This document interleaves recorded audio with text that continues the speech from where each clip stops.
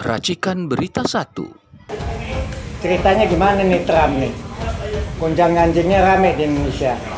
Ada manfaatnya nggak dengan tarif Trump itu di Indonesia? Oh, satu pertanyaan yang sangat mendukung dari Bang Buyung. Kita harus melihatnya dengan dua perspektif, ya. Perspektif internasional dan perspektif Indonesia dalam kaitannya dengan manajemen negara. Trump telah mengeluarkan tarif yang mengguncang seluruh dunia. Tujuannya adalah menekan seluruh dunia agar minus ya perdagangan internasional defisit perdagangan internasional mereka bisa teratasi. Dan ini dilakukan dengan injak kaki. Dia menunjukkan kekuasaannya. Maka sama Cina dia memang jauh ya. Dia mengalami defisit 7 triliun US dollar dalam perdagangan internasional dengan Cina. Sama dong dengan utang kita ya.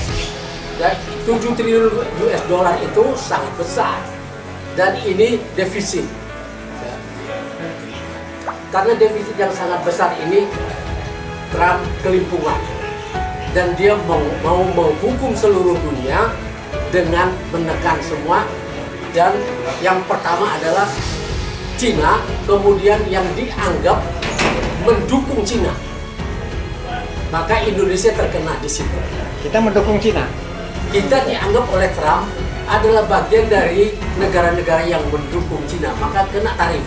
Tarif ini awalnya 32%. Ini sangat besar karena ini melampaui yang biasa dikasih. Biasanya Indonesia kalau dikasih ya paling 25%, tapi ini 32%. Kemudian Indonesia menyerah.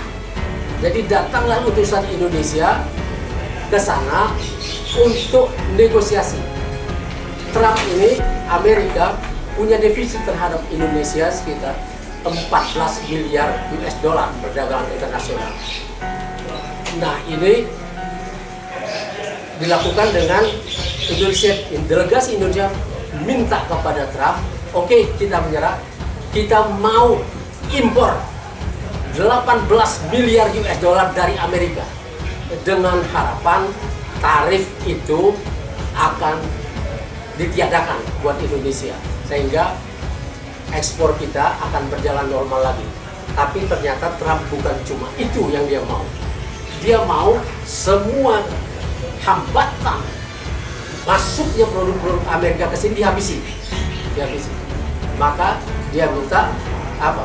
Dia malah menaikkan tarif itu menjadi 42% untuk Indonesia.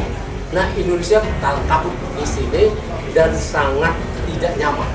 Dalam keadaan yang parah ini kita kesulitan yang luar biasa. Tapi ada yang mesti dipuji dari Trump ini.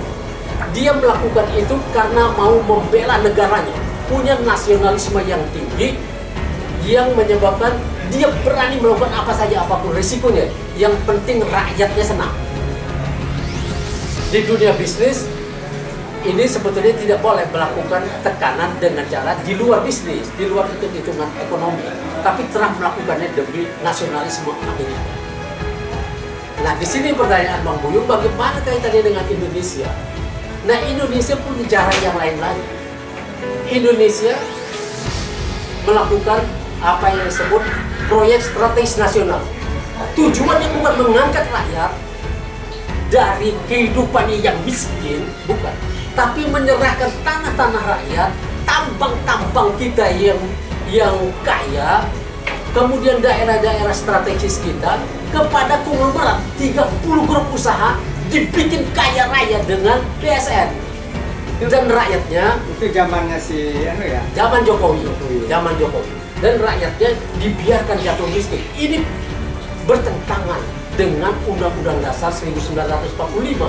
Karena undang-undang mewajibkan pemerintah dalam pembukaan itu, yaitu melindungi segenap tumpah darah Indonesia dari apa?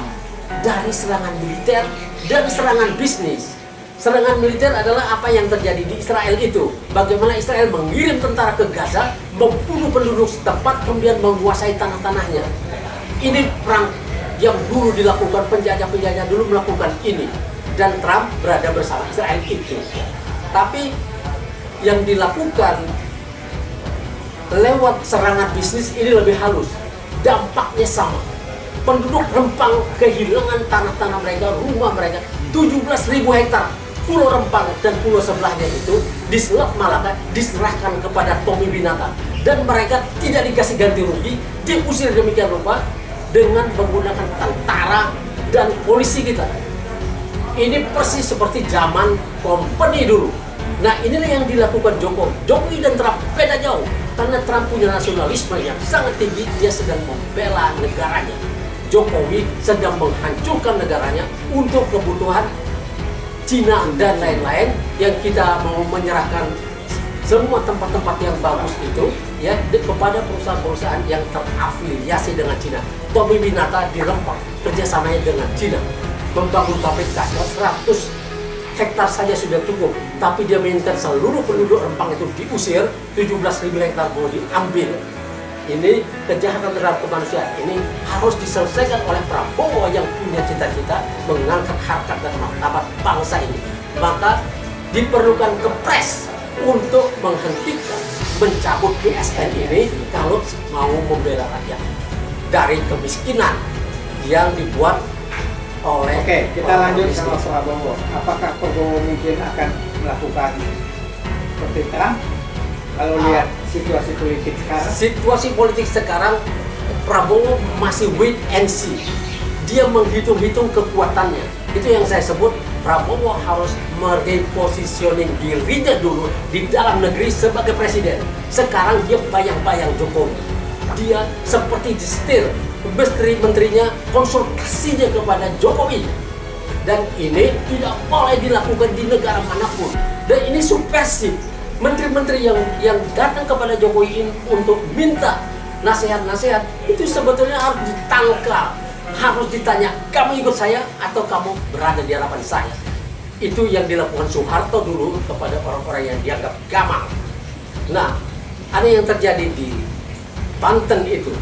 Banten adalah negara sangat dekat dengan ibu kota negara, tapi bisa dihabisi demikian rupa secara diam-diam.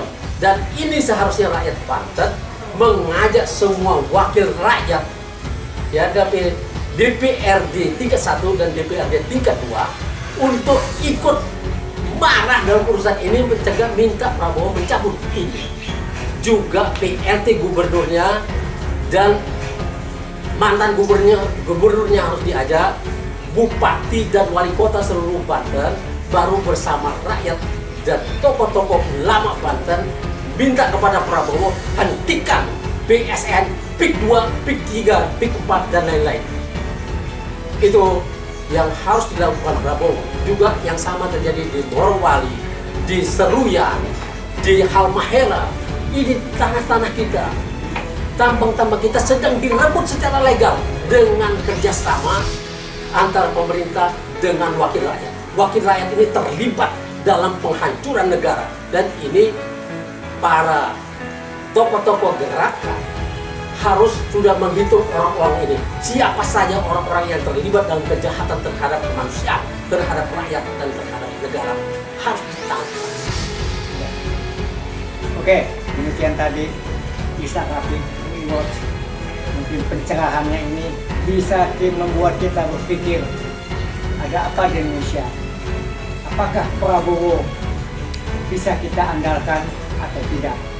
Kita berharap Prabowo bisa kembali ke jati dirinya sebagai seorang demokrat.